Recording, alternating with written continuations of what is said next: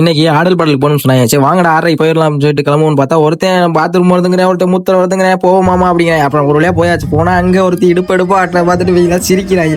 என்னன்னு பார்த்தா அடுத்து வர சொல்லுங்க அப்படின்ட்டாங்க. அடுத்து ஒருத்தர் வந்து பார்த்தா ஆடினாங்க. ஆனா அவன் அதை இதையும் பார்த்து தொடுறாங்க. சரி என்னடா இப்படி தொடான்னு சொல்லிட்டு அடுத்து பார்த்தா மாப்பிள்ளைய தம்பி கீழே உட்காந்து பார்த்துட்டு கடைசியில் பார்த்தா ஒருத்தி ஆடிக்கிட்டே இருந்தான். அதனால அவளை ஆடு பார்த்தாங்க.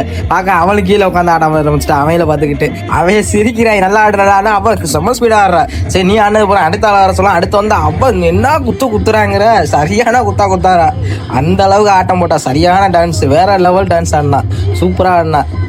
மாப்பிள்ள மாமா எல்லாரும் கீழே உட்காந்து தம்பி என்ன எல்லாரும் உட்காந்து கீழே பார்த்து ஆணும் உட்காந்து கொசு வாய்க்க போற கூட தெரியாம உட்காந்து பார்த்துக்கிட்டு இருந்து விட்டு கடைசியில் நல்லா தான் ஆடுற அடுத்து வர சொல்லுங்க அப்படின்னு அடுத்து வர சொன்னா அடுத்து வந்து ஆடுறாங்க. பார்த்தா கட்டி பிடிக்கிறாங்க.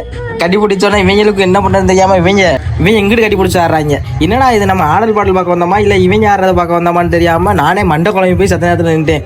அதுக்கப்புறம் பார்த்தீங்கன்னா மணி 10:30 ஆயிடுச்சு.